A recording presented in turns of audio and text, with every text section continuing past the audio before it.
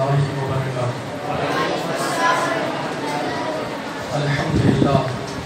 الحمد لله الذي فضل سيدنا ومولانا محمد صلى الله عليه وسلم على العالمين جميعا، وأقامه يوم القيامة للمذنبين المتلوثين الخطائين الهالكين شفيعا، فصلى الله تعالى عليه وعلى كل من هو محبوب ومرضي لديه صلاة تبقى وتدوم بدوام الملك الحي القيوم.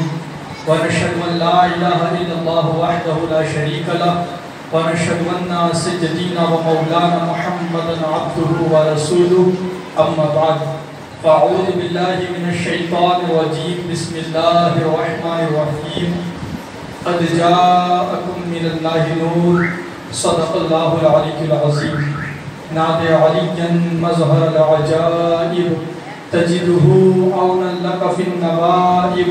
كل هم وغم سينجلي بعظمتك يا الله، وبنبوتك يا رسول الله، وبولايتك يا علي يا علي يا علي.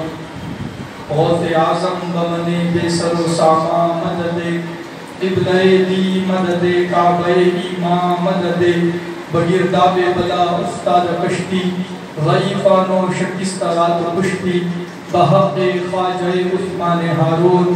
مدد کن یا معین الدین چشتی، مدد کن یا معین الدین چشتی، مدد کن یا معین الدین چشتی. الحمدللہ مراد ماہ رمضان المبارک کی اس آخری رات میں پھر ایک مرتبہ سیرت رسول صلی اللہ علیہ وسلم سننے اور سنانے کے لیے جمع ہوئے ہیں. اللہ کریم کی بارگاہ میں ہم دعا کرتے ہیں کہ اللہ تعالی ہم سب کو یہاں پر آنا قبول فرمائے، اور اس محفل کے صدقے اللہ ہم سب کو مدینہ پاک کی حاضری نصیب فرمائے.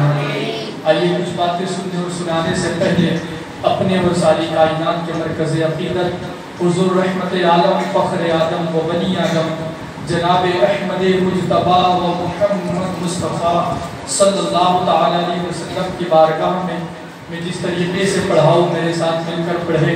الصلاۃ والسلام علیک یا رسول اللہ، الصلاۃ والسلام علیک یا حبیب اللہ، وعلی آلک واصحابک یا نور اللہ صلی اللہ تعالی علیہ وسلم. تو گزشتہ محفل میں ہم نے سنا کہ سرور کائنات صلی اللہ علیہ وسلم واپس مکہ تشریف لا چکے ہیں، حضرت آمنہ کے پاس ہے. حضرت آمنہ ایک دن حضرت عبدالمطلب کی بارگاہ میں جاتی ہیں، عرض کرتی ہے کہ آپ مجھے اجازت عطا کریں تاکہ میں اپنے شہزادے کو ساتھ لے کر اپنے شوہر کی مزار پر حاضری دے سکوں، ان کی قبر پر حاضر ہو سکوں. جناب عبدالمطلب اجازت عطا فرماتے ہیں. حضرت آمنہ حضور صلی اللہ علیہ وسلم کو ساتھ لیتی ہے. حضور کی عمر مبارکہ اس وقت 6 سال کے قریب ہے. حضور کو ساتھ لیتی ہے اور ساتھ میں حضرت ایمن بھی ہے. یہ حضرت ایمن حضرت عبداللہ کی کنیز ہے. حضرت عبداللہ کے وصال کے بعد حضرت ایمن کو سرور کائنات صلی اللہ علیہ وسلم کی خدمت کے لیے مقرر کر دیا گیا. آپ کی خدمت کی ذمہ داری میں عطا کی گئی. اب جب حضور ساتھ میں جا رہے ہیں تو ساتھ میں ایمن بھی ہے اور حضرت آمنہ ہے. کم و بیش اس زمانے میں 540 کلومیٹر کا بڑا طویل سفر طے کرنا ہے. اس زمانے میں آج کی طرح تو سفر نہیں کہ آسانی کے ساتھ ہو جائے. اونٹ اور گھوڑوں پر سفر ہو رہا ہے، خچروں پر سفر کرنا ہے. اس بڑے سفر کے اندر حضرت آمنہ حضور کو ساتھ لے کر نکلتی ہے اور ایک طویل سفر طے کرتے ہوئے حضرت آمنہ مدینہ پہنچتی ہے. اس وقت مدینے کو یا تو یثرب کہا جاتا تھا یا تو کسی اور نام سے یاد کیا جاتا تھا. حضرت آمنہ وہاں پہنچتی ہے اس لیے کہ مدینے کے اندر حضرت عبدالمطلب کے ننیال کے لوگ رہا کرتے تھے. حضرت عبدالمطلب کے ننیال کے رشتہ دار مدینے میں رہا کرتے تھے. حضرت آمنہ حضرت عبدالمطلب کے ننیال میں پہنچتے ہیں, حضور بھی ساتھ ہے. اب سرور کائنات صلی اللہ علیہ وسلم کو ساتھ لے کر جب مدینے میں پہنچی, بروایت دیگر کم و بیش 1 مہینے تک حضور کو ساتھ لے کر حضرت آمنہ نے مدینے میں قیام فرمایا. آپ اندازہ فرمائیں, سرور کائنات اپنے بچپنے کے عالم میں بھی گویا کہ مدینے کو فیضیاب کر رہے ہیں, مدینے کو برکتیں عطا کر رہے ہیں, مدینے کی شان بڑھا رہے ہیں. اسی طرح سرور کائنات صلی اللہ علیہ وسلم کی جب سیرت مبارکہ ہم پڑھتے تو پتہ چلتا ہے کہ اس سفر کے تذکرے سرور کائنات ہجرت کے بعد بھی فرمایا کرتے تھے. جب حضور نے ہجرت فرمائی اور میرے آقا جب مدینے پہنچے تو ایک مرتبہ میرے آقا صلی اللہ علیہ وسلم اپنے صحابہ کے ساتھ ایک مکان کے قریب سے گزر رہے تھے. اس مکان کو دیکھ کر میرے آقا نے اپنے صحابہ سے ارشاد فرمایا, اے میرے صحابہ, یہ وہی مکان ہے جس مکان میں بچپن میں آیا تھا, جس مکان میں میرے بچپن میں قیام کیا تھا, جس مکان میں میرے بچپن کے لمحات گزارے تھے. آپ اندازہ فرمائیں اس مکان کی شان اور اس مکان کی عظمت کتنی عرفو اعلیٰ ہوں گی. جس مکان میں سرور کائنات نے 1 مہینہ گزارا ہو, جس مکان میں سرور کائنات 1 مہینہ رہے ہو, اس مکان کی برکتوں کا عالم کیا ہوگا. اس لیے جب عشاقان مصطفیٰ, جب عاشقان رسول جب مدینہ شریف جاتے ہیں تو وہ ان مقامات کو تلاش کرتے ہیں جن مقامات کو سرور کائنات سے نسبت رہی ہو, جن جگہ کو سرور کائنات سے نسبت حاصل رہی ہو. علماء کرام کی قیادت میں, علماء کرام کی رہنمائی میں باضابطہ عشاقان مصطفیٰ ان مقامات کو ڈھونڈتے ہیں, وہ تلاش کرتے ہیں کہ کس جگہ پر کھڑے ہو کر سرور کائنات نے چاند کے 2 ٹکڑے فرمائے تھے. وہ ڈھونڈتے ہیں کہ کس مقام پر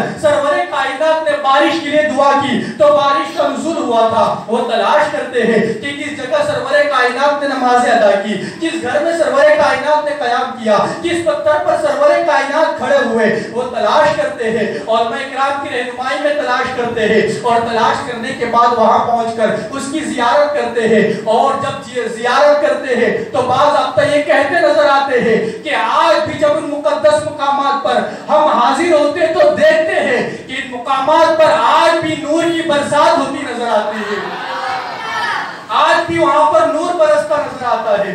درود پاک پڑھے اللہم صلی اللہ علیہ محمد صلی اللہ علیہ وسلم, صلاۃ و سلام علیک یا رسول اللہ صلی اللہ علیہ وسلم. باضابطہ عشاقان مصطفیٰ فرماتے ہیں کہ جب ہم مقدس مقامات پر جاتے ہیں جن مقامات کو سرور کائنات سے نسبت رہی ہے تو وہ کہتے ہیں آج بھی وہاں پر نور برستا ہے, آج بھی وہاں پر نور کی برسات ہوتی ہے اور وہ نور کو محسوس بھی کرتے ہیں. مگر ہاں کچھ اعتراض کرنے والے یہ کہتے ہیں کہ نور برستا ہے, ہمیں تو نور دکھائی نہیں دیتا, ہمیں تو نور نظر نہیں آتا. وہ اس طرح کی اعتراض والی باتیں کرتے ہیں. لیکن ایک بات اچھی طرح یاد رکھے کہ نور کو دیکھنے کے لیے آنکھوں میں بھی نور ہونا چاہیے, روشنی کو دیکھنے کے لیے آنکھوں میں بھی روشنی ہونی چاہیے. جیسے مثال کے طور پر آپ دیکھیں ہمارے ذمہ داروں نے اس مدرسے کے اندر خوب اچھی روشنی کا انتظام کیا ہے, اچھی لائٹ لگائی ہے, مدرسے کو روشن کیا ہے, مدرسے کے باہر روشنی کا انتظام کیا ہے. انہوں نے مدرسے میں روشنی تو کر دی, روشنی کا انتظام تو کر دیا, مگر ایک ایسا انسان آیا کہ جس کی آنکھوں میں روشنی نہیں ہے, جس کو آنکھوں سے دکھائی نہیں دیتا, جو نابینا ہے, وہ آنے کے بعد یہ کہے کہ یہاں پر روشنی ہے, مجھے تو روشنی نظر نہیں آتی, مجھے تو اجالا اور روشنی دکھائی نہیں دیتی. تو ہم کہیں گے غلطی کس کی ہے؟ غلطی اسی کی ہے, اس لیے کہ وہ روشنی پر اعتراض کر رہا ہے. حقیقت تو یہ ہے روشنی اس کی آنکھوں میں نہیں ہے. اگر اس کی آنکھوں میں روشنی ہوتی تو اسے اس مدرسے میں بھی روشنی نظر آتی بلا تمثیل. اگر اس نور کو دیکھنا ہے تو پہلے آنکھوں میں ایمان کا نور ہونا چاہیے, دل میں ایمان کا نور ہونا چاہیے. جس کی آنکھوں میں ایمان کا نور ہوتا ہے, جس کے دل میں ایمان کا نور ہوتا ہے, وہ ان مقدس مقامات پر نور کو محسوس کر لیتا ہے. اور جس کی آنکھوں میں ایمان کا نور نہیں, جس کے دل میں ایمان کا نور نہیں, پھر وہ اعتراض کرتا ہے کہ ہمیں تو نور نظر نہیں آتا. مگر جن کی آنکھوں میں اور دل میں ایمان کا نور ہوتا ہے, جب وہ خواجہ دانا کے آستانے پر جاتا ہے اسے وہاں بھی نور برستا نظر آتا ہے. جب وہ اجمیر مقدس پہنچتا ہے اسے خواجہ کے گنبد پر نور نظر آتا ہے. اور جب وہی عاشق رسول آنکھوں میں اور دل میں ایمان کا نور لے کر مدینے پہنچتا ہے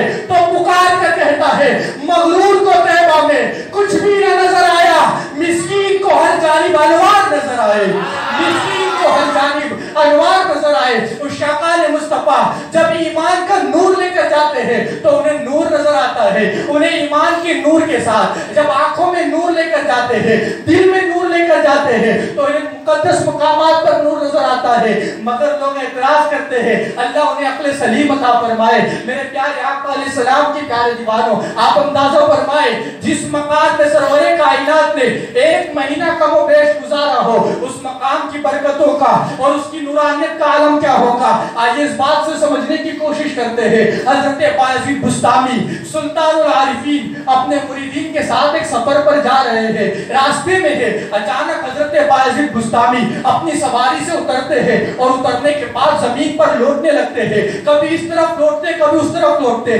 जमीन पर लौट रहे हैं, जमीन पर पलट रहे हैं। मुरीदीन ने पूछा, हुजूर बात क्या है, आप इस तरह जमीन पर क्यों लौट रहे हो, हुजूर आखिर वजह क्या है, आखिर इसके पीछे का राज क्या है। हजरत बायजीद बुस्तामी अपने मुरीदीन से इरशाद फरमाते हैं कि मैं देख रहा हूं कि यहाँ के जर्रों से नूर की किरणें निकल रही है, यहाँ के जर्रे नूरानी है। पूछते हजरत बायजीद बुस्तामी, क्या तुम जानते हो कि यहाँ के जर्रों से नूर क्यों निकल रहा है। फिर फरमाते हैं कि मैं देख रहा हूँ कि एक मर्तबा इस जगह से सहाबी रसूल हजरत खालिद इब्ने वलीद अपने सहाबा के साथ, अपने चाहने वालों के साथ, हजरत खालिद इब्ने वलीद इस जगह से गुजरे थे। हजरत खालिद इब्ने वलीद घोड़े पर सवार थे, तो जिस जगह पर हजरत खालिद इब्ने वलीद के घोड़े ने कदम रखा है, उस जगह से आज भी नूर की किरणें निकल रही है। आप अंदाजा फरमाए, जहां सहाबी रसूल के घोड़े कदम रखते हैं वहां से नूर की किरणें निकलती है, तो जिस जगह पर सरवरे कायनात खुद जलवगर हो वहां से नूर की किरणें निकलने का आलम क्या होगा, वहां की नूरानियत का आलम क्या होगा। मेरे प्यारे आका अलैहिस्सलाम के प्यारे दीवानों, तो सहाबा इकराम ने उस नूर को महसूस किया, बुजुर्गाने दीन ने उस नूर को महसूस किया और आज पुशाकाने मुस्तफा उस नूर को महसूस करते हैं। और उस नूरानियत का आलम क्या होगा, आप अंदाजा करें। हजरत इमाम गजाली एक हदीस पाक बल्कि एक रिवायत नकल फरमाते हजरत इमाम गजाली लिखते हैं कि अगर किसी मकान के अंदर, तवज्जो करें, इमाम गजाली फरमाते हैं किसी मकान के अंदर अगर कोई वली कामिल एक दिन भी गुजार लेता है तो उस मकान से कयामत तक के लिए बरकतें हासिल की जा सकती है। आप अंदाजा करें, अगर वली कामिल एक दिन किसी मकान में गुजार ले, वली होता कौन है। वली होने के लिए सबसे पहले तो शर्त यह है कि जो जितना बड़ा आशिक रसूल होता है वो विलायत में उतना बड़ा मकाम हासिल कर लेता है। जो जितना बड़ा आशिक रसूल होगा वो उतना बड़ा वली बन जाएगा। आप देखें वलियों की जो अलग अलग दर्जे बयान किए जाते हैं, उनमें अफजलुल औलिया जिन्हें कहा जाता है वो सहाबा इकराम की जमात को कहा जाता है, इसलिए कि सहाबा इकराम का इश्क रसूल भी उतना आला हुआ करता था, सहाबा का इश्क भी उतना बुलंद था, इसलिए सहाबा वलियों में सबसे अफजल माने जाते हैं, उन्हें अफजलुल औलिया कहा जाता है। लेकिन उन अफजलुल औलिया में भी जिस जात को सबसे अफजल माना जाता है उस जात को सिद्दीक अकबर कहा जाता है। आखिर सिद्दीक अकबर को सबसे अफजल क्यों माना जाता है, तो जवाब दी जाएगा कि उनका इश्क रसूल आला है, इसलिए उनके इश्क रसूल ने उसे भी उन्हें विलायत में भी सबसे आला मुकाम अता कर दिया है। आप अंदाजा करें, अगर जिसे इश्क रसूल मिल जाए तो वो वली बनता है। अगर वली कामिल किसी मकान में एक दिन गुजार ले तो कयामत तक वहां से बरकतें हासिल की जा सकती है। सोचें, जिस जगह पर आशिक रसूल नहीं बल्कि खुद रसूल जलवगर हो वहां से किस कदर बरकतें मैसर आएंगी, वहां से किस कदर नूरानियत मिलेगी। मेरे प्यारे आका अलैहिस्सलाम के प्यारे दीवानों, तो बहर के मुशाकाने मुस्तफा जब हज के लिए जाते हैं, उम्रा के लिए जाते हैं, तो उन मकामात को तलाश करते हैं कि जहां पर सरवरे कायनात ने कुछ नमाजें पढ़ी हो, या जहां पर सरवरे कायनात के कदम मुबारक पड़े हो, या जिस जगह पर सरवरे कायनात तशरीफ ले गए हो, उस शाकाने मुस्तफा ढूंढते हैं, तलाश करते हैं। अल्लाह हमें भी वहां की ज़ियारत नसीब फरमाए। और जब उस शाकाने मुस्तफा वहां की ज़ियारत करते हैं तो बाज़ वक्त ये बोलते नजर आते हैं कि जब हमने उन मुकद्दस मकामात की ज़ियारत की तो आज भी वहां से हम नूर की किरणें निकलते देखते हैं और आज भी वहां की जर्रों जर्रों से खुशबू निकलती नजर आती है, जर्रे जर्रे महक रहे हैं। इसीलिए एक शायर जब मदीने जाते हैं और मदीने की गलियों में घूमते हैं तो पुकार कर कहते हैं, अरसा हुआ तैबा की गलियों से वो गुजरे थे, उन गलियों में अब तक भी खुशबू है पसीने की, उन गलियों में अब तक भी खुशबू है पसीने की। उस शाकाने मुस्तफा उस खुशबू को महसूस करते हैं। मगर फिर कुछ लोग आते हैं, कहते हैं खुशबू की बात करते हो, हमें तो कोई खुशबू नजर नहीं आती, हमें तो कोई खुशबू महसूस नहीं होती। मेरे भाइयों, मैं आपको बताना चाहता हूँ, हमने एक रिवायत बारहा सुनी होगी, मेरे आका के फरमान का मफहूम है कि जो जन्नत है, कयामत के मैदान में जन्नत की खुशबू जन्नत से 500 साल की मुसाफत तक आएगी। यानी अगर कोई बंदा जन्नत से 500 साल की दूरी पर होगा तो उसे वहां भी जन्नत की खुशबू महसूस होगी, वहां भी वो जन्नत की खुशबू को महसूस करेगा। मगर ये सिर्फ जन्नतियों को महसूस होगी, जहन्नमियों को जन्नत की खुशबू सुंघाई नहीं जाएंगी। बिला तमसील जो जहन्नमी है उन्हें जन्नत की खुशबू जन्नत के मैदान महशर में भी सुंघाई नहीं देंगी और दुनिया में भी उन्हें खुशबू महसूस नहीं होती। मगर जो आशिकाने रसूल है वो जब जन्नत में जाने वाले होंगे उस वक्त भी खुशबू को महसूस कर लेंगे, और जब आग भी जाते हैं तो आग भी वो खुशबू को महसूस कर लेते हैं। उन्हें मुकद्दस मकामात पर आग भी वो खुशबू नजर आ जाती है। मेरे प्यारे आका अलैहिस्सलाम के प्यारे दीवारों, तो बैर के सरवरे कायनात सल्लल्लाहु अलैहि वसल्लम अपने बचपने के आलम में मदीने में अपनी वालिदा के साथ पहुंचे थे। कमोबेश 1 महीने तक आपने वहां पर कयाम फरमाया। इसी अरसे में एक यहूदी का गुजर सरवरे कायनात के करीब से हुआ। जब वो हुजूर के करीब से गुजरा, वो थोड़ी देर के लिए आगे जाने के बाद रुक गया और हुजूर को देखने लगा, गौर से हुजूर के चेहरे पर नजर लगाने लगा। और हुजूर के चेहरे को देखने के बाद उसने हज़रत आमिना से कहा कि आप मुझे इजाजत अता करें, मेरी शहजादे की पीठ को देखना चाहता हूँ। उस शख्स को जब हजरत आमिना ने इजाजत अता की, वो यहूदी राहिब था, उसने तौरात और इंजील का इल्म हासिल कर रखा था, आसमानी सहीफे पढ़ रखे थे। जब हजरत आमिना ने उसे इजाजत अता फरमाई, उसने सरवरे कायनात सल्लल्लाहु अलैहि वसल्लम की पीठ मुबारक को देखा। अचानक उसके चेहरे के तासुरात बदल गए, उसके चेहरे का रंग उड़ गया, इसलिए कि जैसे उसने देखा उसे सरवरे कायनात की पीठ मुबारक पर मोहरे नबुवत का निशान नजर आया, जो कुदरती तौर पर सरवरे कायनात की पीठ मुबारक पर था। वो खत्म नबुवत का निशान जब उसने देखा, पुकार कर कहता है, हुआ नबीयुन हाज़िहिल उम्मा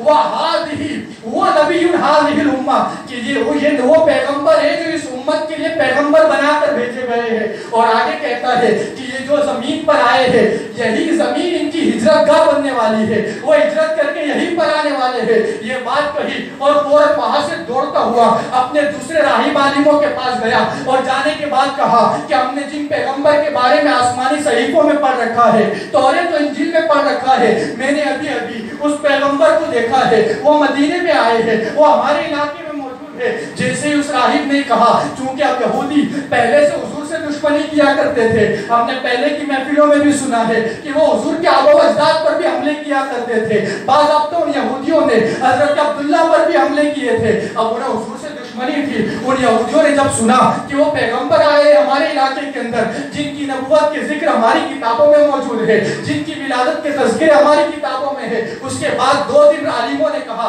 कि चलो हम तुम्हारी बात की तस्दीक करने के लिए खुद तुम्हारे साथ चलते हैं और उनको देखते वो कहां पर है। अब ये 2-3 यहूदी आलिम, यहूदी राहिब फिर आए और आने के बाद वापस हुजूर अलैहिस्सलाम की मोहरे नबुवत की ज़ियारत की, और ज़ियारत करने के बाद वो भी पुकार कर यही कहते हैं कि ये अल्लाह के आखिरी पैगंबर है, इस उम्मत के लिए नबी बनाकर भेजे गए हैं और हिजरत करके ये इसी मकाम पर आने वाले हैं, यही इनकी हिजरतगाह बनने वाली है। ये कहने के बाद वो यहूदी राहिब वहां से चले गए। हजरत आमिना सारा मंजर देख रही है। अब हजरत आमिना चूंकि फरासत वाली है, उनकी नजर बहुत गहरी है, वो दूर तक देखने वाली है, इसलिए हजरत आमिना दिल में सोचने लगी कि इस तरह यहूदी राहिब, ये यहूदी आलिम बार बार आ रहे हैं, इनकी नीयत कुछ साफ नजर नहीं आती, इनका मकसद कोई अच्छा नजर नहीं आता। इसलिए हजरत आमिना ने फौरन हुजूर अलैहिस्सलाम को साथ लिया, हजरत उम्मे ऐमन को साथ लिया, और साथ लेने के बाद फौरन उस जगह को छोड़ने का इरादा किया। उनके ऊपर गोया कि कुदरती इल्हाम हुआ है कि इस जगह को अब तुम्हें छोड़ना है,